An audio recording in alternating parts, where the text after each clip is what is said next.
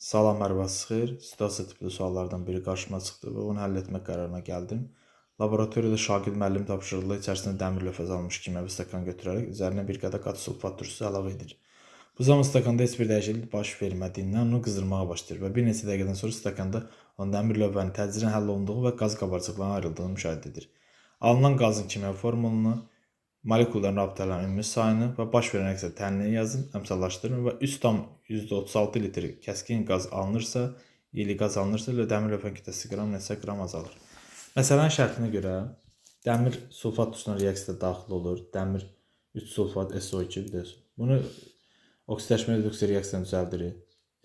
Burada 2 dəmir müsbət 3-ə gəlibsə 6 elektron dəyişib. Kükürt müsbət 6-dan gəlib müsbət 2 elektron. 3-1 oksidaşma reduksiya təhlilini əsasən 3-1 dəmirin qabağında, kükürdün qabağında 3 olmalıdır. Nəticə təhlilini düzəldirik.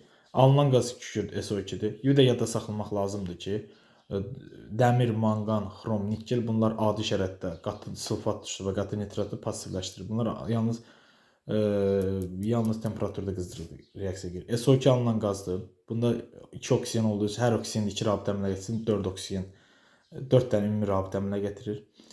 Deməli 20-ci sualda burada 2 dəmir reaksiya girəndə, deməli 2 mol dəmir reaksiya girəndə 67,2 litr qaz alınır, SO2 alınır. Bəs 3,136 qaz alınıbsa nə qədər dəmir? O da 5,6 qram dəmir alınır. Deməli 5,6 qram dəmir alınır.